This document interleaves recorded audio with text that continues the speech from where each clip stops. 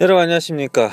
꼬집기 도사의 유학 이야기 29번째 시작하겠습니다. 이번 시간에 할 거는 이제 유학을 가기 전이 아니라 유학을 가서 대체로 이제 시작하는 어떤 걸 하는지, 무슨 일부터 하는지 그거에 대해서 이제 얘기해 보겠습니다. 먼저 이제 제가 말씀드리는 거는 이제 일반적인 건데요. 특별한 경우가 아니라 나 혼자 이제 미국 갔다. 그럴 경우 이제 학교로 가지 않습니까? 먼저 학교를 찾아가세요. 학교를. 자, 집을 정했다. 집을 정할 수 없겠죠. 뭐 미리 왔다 갔다 하지 않는 이상 미리 왔다 갔다 하면 안 되겠죠. 돈이 많이 드니까. 이제 합격증을 받았습니다. 기숙사를 신청했습니다. 그럼 기숙사로 들어가면 되죠. 당연히 학교 이제 어드미션 오피스에 가가지고 뭐 스튜던트 오피스, 막 스쿨 오피스 이런 데 가서 나 왔다 그러면서 I-20를 보여주면서 합격증을 보여주면서 내 방이 어디냐 이러면 되는데, 그렇지 않고 작은 학교라든가 2년제일 경우에는 기숙사가 없을 가능성이 아주 높죠. 그 전에 그 이메일이 계속 오잖아요. 한마디로 합격증이 날라오잖아요. 그러면은 그 사람 이름을 외운 다음에 그 사람에게 가기 전에 계속 이메일 컨택을 합니다. 나 집은 어떻게 하지? 어디서 살면 되지? 너희 학교 기숙사 있냐? 이런 식으로 이제 컨택을 하는 거죠. 그럼 그분이 뭐 간단하게 로컬 홈페이지라든가 뭐 이런 정보를 알려주죠. 그럼 이제 그 정보를 통해서 먼저 찾아보고 이메일을 해도 되는데 그게 잘 안 돼요. 왜냐면 이제 보통 이제 그 이메일을 준 사람, 정보를 준 학교의 이제 어드바이저라든가 이런 학교의 직원에게 이렇게 말해야 돼요. I do not have a social security number. 이렇게 해야 돼요. 그러니까 사회 보장 번호가 없잖아요.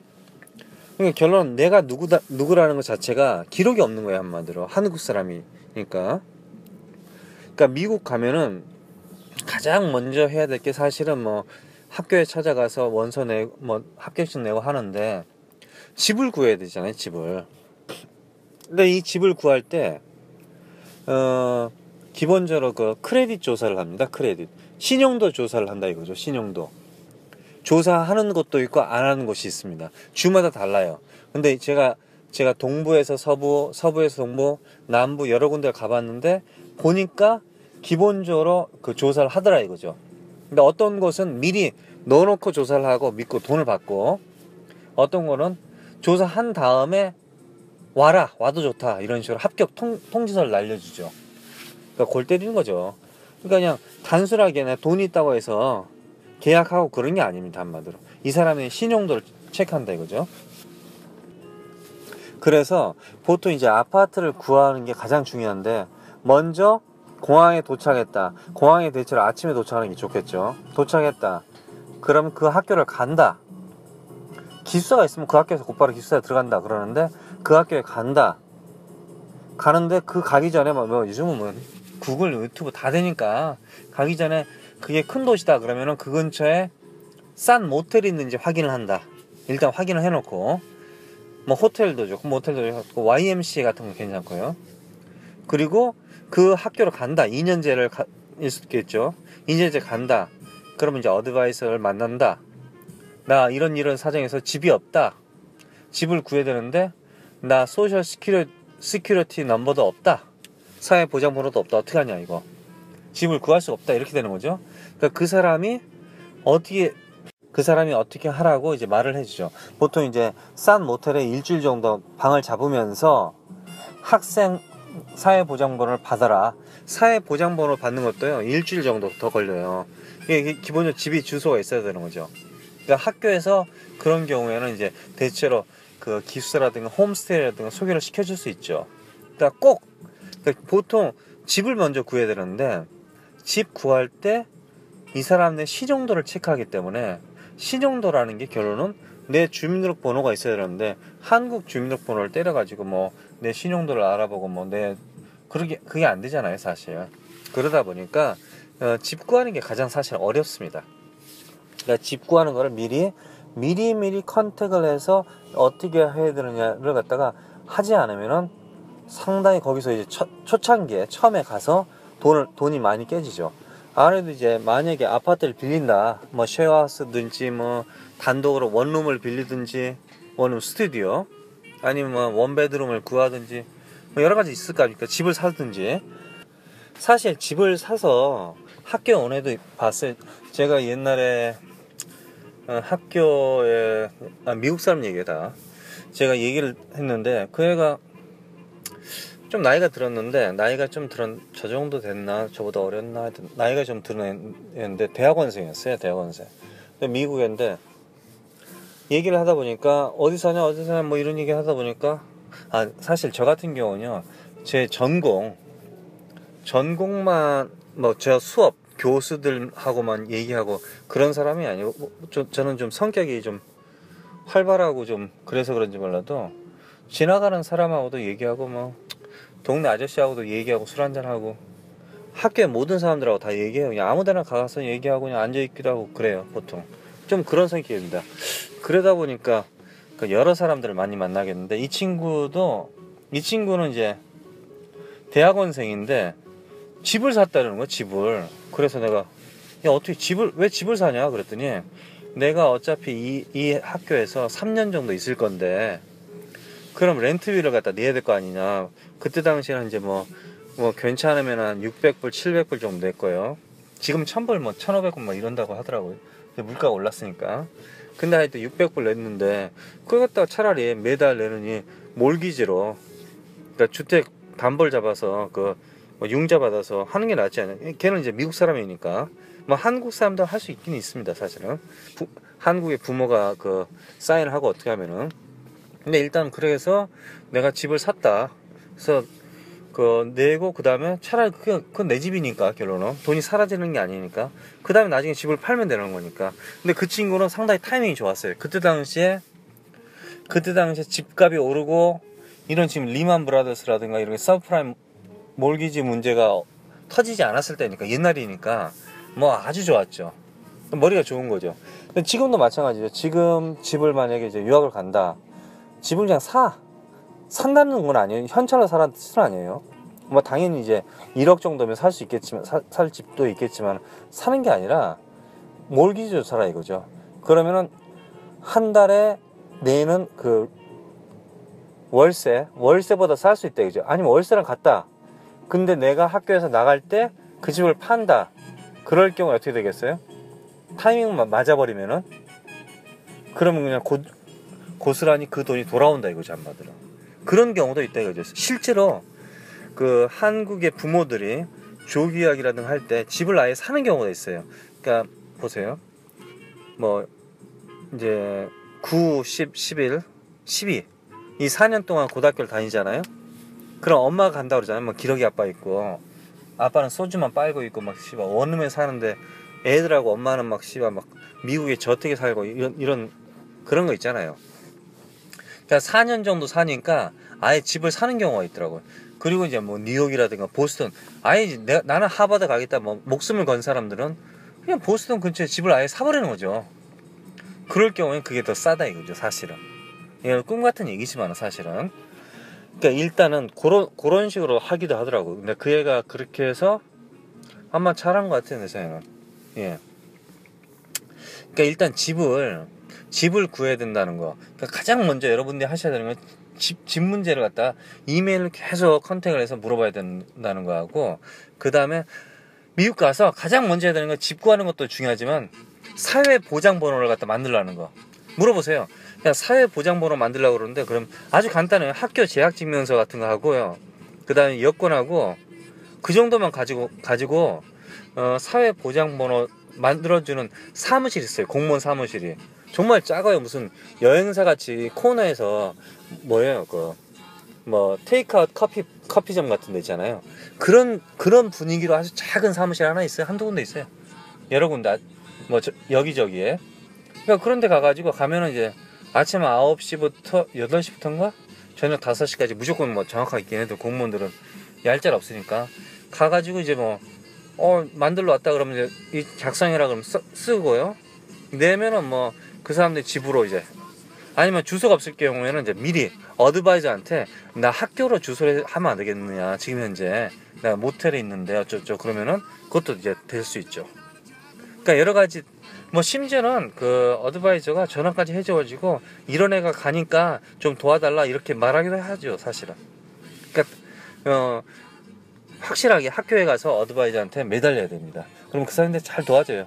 그러니까 학생들이 많을 경우에는 경험이 풍부하고, 학생이 적을 경우는 또 개인적으로 운전도 해주기도 하고, 사실 그렇습니다. 그러니까 중요한 거는 아파트 가격을 갖다가, 아파트 가격이라든가 아파트를 먼저 구하고 사회보장보를 하는데, 아파트도 이제 함부로 이제 구하시면 안 돼요. 그러니까 위험한 지역일 수 있잖아요. 내가 지금 당장 갔는데 차를 안 샀어. 그럼 차를 사야 되는데, 아니면 차를 안 사고 학교 앞 근처에서 하겠다. 그럼 결론은 2년제 대학교라도 학교 앞은 상당히 비쌉니다, 사실은.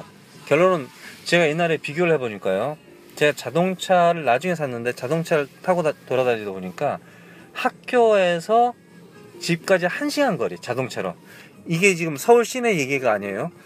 그러니까 예를 들자면은 일산에서 분당까지 이런 얘기예요. 그 정도 거리를 막 차가 안 막혀봐요. 솔직히 말해서 한 60km, 70km로 신호등 없이 그냥 계속 달리면 얼마 안 걸린다고요, 사실은. 그렇잖아요. 예, 그런 거리를 일산이 학교가 있다 칩시다. 일산에서 집을 구했어. 그러면 이제 500불이라 칩시다. 뭐 지금 500불 더 되겠죠. 뭐 말이 안 되겠지만 하여튼 500불 칩시다. 그러면은 분당은 얼마냐? 1시간 걸려. 분당은 250불 정도밖에 안 걸려요. 250불? 200불밖에 안 돼요. 반값이에요. 그러니까 그것도 잘 생각하셔야 돼요. 그러니까 내가 요즘은 구글 지도 다 나오잖아요. 막 그 스트리트 뷰죠? 뭐죠? 길거리 막 사진으로도 보여주잖아요, 완전히. 자동차 운전하듯이. 그러니까 학교 근처를 갖다 눌러서 이제 보시라 이거죠. 그래서 내가 어디서 할 것인지. 그 아파트일 경우에는요, 사실 그 테넌트 모집한다고 써 있어요, 사실. 리스라고 써 있고 렌트라고 써 있다고, 사실. 그러니까 그렇게 써 있는 거는 지금 현재 렌트가 아닐지라도 그 건물은 렌트, 아파트란 뜻이잖아요. 월세란 뜻이잖아요. 그러니까 그 정도는 이제 알 수 있잖아요.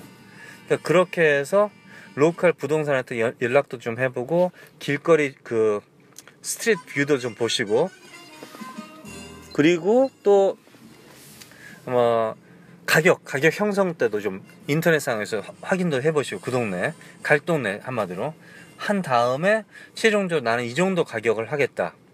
근데 이제 먼 거리 반값에 반값도 안 된다 그랬잖아요. 먼 거리는 시골이죠, 한마디로 시골. 그러니까 학교 근처, 무조건 학교 타운은 무조건 비쌉니다.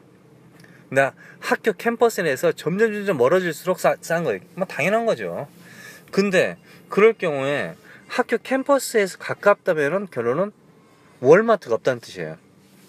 월마트나 K마트, 뭐 타겟 이런 커다란 그 대형 쇼핑몰, 우리식으로 하면 이마트가 없다는 얘기예요. 왜? 학교 근처는 땅이 비쌀 거 아니에요. 그러니까 그런 거 없고 조금 외곽으로 떨어져 있죠. 한마디로 10분, 20분, 30분 떨어져 있죠. 그럼 그 근처에 집을 구하면 좋죠. 그러니까 월마트까지 걸어서 간다? 월마트에서 일반적인 음식도 살 수 있거든요. 그럼 걸어서 간다. 그럼 학교까지 버스 타고 간다. 그러니까 여러 가지 계산을 해야 되는 거예요. 학교에서 수업이 끝나서 기숙사에서 살면 되는데, 기숙사에서 살 때는 이제 기숙사 살고, 살다가 기숙사가 비싼 걸 알고 학교 근처로 나올 수도 있잖아요. 보통 나오거든요. 근데 그렇지 않고 처음부터 기숙사가 없다 할 경우에는 학교 앞에서 산다. 그러면 학교 앞에서 밥을 먹어야 되는데, 밥을 먹을 곳이 내가 밥을 해 먹어야 되는데 그 학교 앞에 슈퍼가 없다. 그러면 마찬가지로 또 돈이 들겠죠. 그러니까 여러 가지 경우의 수를 생각해 하셔야 돼요. 자동차를 만약에 처음부터 뭐 자동차를 살 수 있다면 좋겠지만은 지금 현재 여유가 없는 상태에서 가는 거니까, 자동차가 없다 그러면은 자전거를 산다, 아니면 오토바이를 타고 다닌다, 여러 가지 방법 있잖아요. 그러니까 학교 내에서 살면 좋은데 학교 바로 앞에 산다. 그럼 물가는 비싼데, 집값이 비싼데 학교는 걸어 다닐 수 있다. 학교에서 좀 떨어진다. 그러면은 집값은 싼데 학교까지 차를 타고 가야 되듯이 버스를 타고 가야 된다. 아예 차를 사서 학교에서 좀 1시간 정도 떨어진 데 산다. 그럼 집값도 다 싼데 자동차를 타고 학교를 멀리 왔다 갔다 해야 되니까 그 시간이 좀 부담스럽다. 근데 이제 장점이 있어요. 사실 이제 나중에 이제 안착을 하시잖아요. 그러면은 자동차를 타고 약간 좀 떨어지는 곳에 살아도 돼요. 왜냐면은 이유가 어차피 길게 보면요, 멀리 떨어져 사는 게 훨씬 나아요. 그리고 대학교는 뭐 아침 10시에 뭐 수업하고, 아침 8시에 수업하고 이런 게 아니잖아요. 자기가 고르는 거잖아요, 한마디로. 저도 사실 아침 8시에 수업하는 거 들은 적 있습니다. 아침 8시, 미국 사람들은 일반적으로 회사가 아침 8시에 시작을 해요. 걔네들은 모든 게 하여튼 일찍 시작해요. 그래서 기본적으로 8시에 시작하는데, 회사가. 근데 어쩔 때는 이제 7시 반에 와 있어요, 아예, 회사. 정말 빨라요. 근데 끝날 때는 5시 끝나요. 뭐, 얄짤 없어 하면 5시 끝나는 거예요.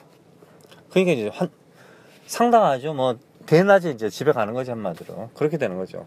근데 새벽에, 그래서 보통 6시 반쯤에 차 타고 나가면요, 뭐, 국도가 정말 막힐 때가 있어요. 실제로. 그러니까, 그 학교를 갔다가 약간 멀리 떨어진 데서 가면은 아침 8시에 수업을 들으면 저 같은 경우는 몇 시에 출발하냐면은 5시에 일어나고 밥 먹고 한 6시에 나갔어요. 일찍 가서 이제 준비해야 되니까, 아무래도. 그러니까 또 중간에 무슨 일이 일어날지 모르니까 그런 적도 있고, 뭐 당연히 학교 캠퍼스 내에 살면은 뭐 그런 걱정은 거의 없죠, 사실. 근데 어떻게 보면은 캠퍼스 내 학교에서 가까울수록 더 게을러진 것 같더라고, 보니까. 음식의 내용이든 모든 내용 자체가. 그러니까 어느 스타일이 자기에 맞는지에 따라서 자기가 골라야 된다 이거죠. 그러니까 일단 처음에 합격증을 받았다. 그럼 그 합격증을 준 사람에게 컨택을 계속해서 내가 집을 어떻게 구해야 되느냐, 나는 사회보장모가 없는데 어떻게 할 것이냐, 그 얘기를 계속 하고, 그 다음에 이제 학교에 도착했다. 집이 아직 결정이 안 됐다. 사실 집을 보고 해야 되는데, 사실 제가 그랬잖아요. 구글이라든가 뭐 구글에서 길 보여주는 거 있잖아요. 그걸 이용해서 길을 잘 관찰하고, 월마트가 어딘지 뭐 슈퍼마켓이 어딘지 그거 잘 관찰한 다음에 그 다음에 결정해야지, 함부로 팍 결정하면 안 된다 이거죠. 그러고 나서 또 다 이사할 수 있지만은, 이사한다는 게 그렇게 쉬운 게 아니잖아요. 당연히 이사 초창기는 쉬워요. 유학생들이 그렇게 물건이 없으니까. 근데 점점 물건이 많아지면은요, 이사하기도 상당히 어렵다고요. 그리고 제가 추천하고 싶은 거, 미국 갈 때 이제 가져가야 될 게, 저는 베개를 가져가세요. 베개를 추천합니다. 베개. 역시 잠은 잘 자야 되잖아요. 그러니까 베개가 있으면요, 확실하게 잠을 잘 잘 수 있습니다. 그러니까 어딜 가든, 그러니까 모텔 머물렀어요. 그러면 거긴 베개가 있잖아요. 근데 그 베개를 훔쳐가지고 나올 수는 없잖아요. 근데 미국에 처음에 도착하자마자 만약에 방이 있다, 뭐 기숙사에 들어갔다, 그럼 베개가 있으면 좋지만은, 만약에 집을 구했다, 그럼 베개가 없으니까 베개를 미리 가져가는 것도 나쁘지 않아요. 공기가 들어가는 베개 있잖아요. 공기 들어가는 거. 그런 것도 괜찮잖아요. 튜브 같은 거. 그걸 베개라고 해야 되나, 뭐 말해야 되나, 뭐 일단 베개 역할을 하니까 그것도 나쁘진 않은 것 같아요. 그리고 이제 뭐 스마트폰, 요즘은 다 스마트폰이니까 심카드 미리 꽂아, 뭐 인터넷에서 파니까 그거 가져가도 되고요. 심카드 정도. 뭐 당연히 미국에서 이제 핸드폰 하면 되는데, 일단은 혹시, 그러니까 이런 거 있죠. 핸드폰이 이제 계약 끝나고 이제 내 거 된 거 있죠. 계약 끝난 거. 2년 이제 노예 계약 끝난 그 핸드폰이 혹시 집에 있으면은 그걸 이용해 가지고 거기다 심카드를 꽂으세요. 그렇게 해서 사용하세요. 그럼 그 핸드폰 자체는 이제 와이파이가 되면은 컴퓨터가 되는 거잖아요. 한마디로 스마트폰이니까. 저도 가끔 가다가, 제가 옛날에 2년 계약 끝나고 난 다음에 스마트폰을 팔기 전에 그 스마트폰으로 컴퓨터식으로 집에서 뭐 와이파이가 있으니까 컴퓨터식으로 사용을 한 적이 있었거든요. 그러다가 이제 뭐 옥션에다가 팔긴 팔았는데, 그러니까 집에 혹시 그런 스마트폰이 있으면은 그걸 들고 가도 좋죠. 그러면 당연히 그걸로 개통을 해도 돼요, 미국 가서. 그럼 노예 계약을 안 하죠. 자기가 원하는 뭐 옵션을 할 수 있잖아요. 아무래도 미국 가서 당연히 이제 뭐 핸드폰을 해야 될 건데, 그 핸드폰을 갖다가 뭐 신기종으로 했다 그러면 이제 노예 계약 들어간 거죠. 미국이라고 아무리 뭐 핸드폰 가격이 싸다, 뭐 한국보다 그거 그렇지가 않아요, 사실. 여러분들, 실제로 미국은 스피드가 좀 상당히 떨어지고 그러니까 우리가 원하는 스피드를 하잖아요. 우리가 원하는 용량을 하게 되면은 이게 비싸진다고요, 사실은. 당연히 학생 그 할인 같은 게 있거든요, 지금 미국도. 우리나라도 있는 걸로 알고 있는데. 근데 이제 만약 용량이라든가 스피드까지 다 하게 되면은 비싸져요. 그리고 나서 이제 핸드폰이 공짜다 이런 말이 있잖아요. 아, 사실 그게 공짜가 아니라 2년 뭐 몇 년 동안 계약을 한 상태에서 그러면 공짜란 뜻이에요. 근데 중간에 그걸 갖다 해지했다. 그럼 어떻게 되는 줄 알아요? 지금까지 받았던 모든 할인 혜택이 다시 돌려줘야 돼요. 모든 할인 혜택을 다 돌려줘야 된다. 비싸진다 이거지, 결론은. 그러니까 그러기 전에, 그래서 사람들이 그 중고로, 인터넷에서 중고로 스마트폰을 사는 이유가 그런 노예 계약 하지 않으려고 그러는 거죠. 사실 미국의 이베이 한번 보세요. 이베이에 보면은 스마트폰 무지장 많이 팔잖아요, 중고로. 다 그 이유가 그런 이유죠, 사실. 또 태블릿 PC 같은 경우는 뭐 와이파이 같은 거 컴퓨터 대신에 사용할 수 있으니까 그것도 나쁘진 않고요. 예, 일단은 그 집 구하는 게 가장 중요한데 미리미리 조사를 하는 것이 가장 중요하다. 그리고 내가 한국에서 월세로 살았다면은 뭐 신촌이라든가 홍대라든가 뭐 어디 서울 시내 월세로 살았을 경우에 얼마 정도가 필요하다. 그럼 그거에 준하는 정도의 가격을 미국에 투자해도, 근데 그거에 준하는 가격에 투자를 하면은 크기는 2배, 3배 정도 큰 여유 있는 집을 구하지 않을까, 방을 구하지 않을까. 제 생각은 그렇게 생각하는데요. 일단 뭐 이 정도까지 이번 시간은 해보겠습니다. 고맙습니다.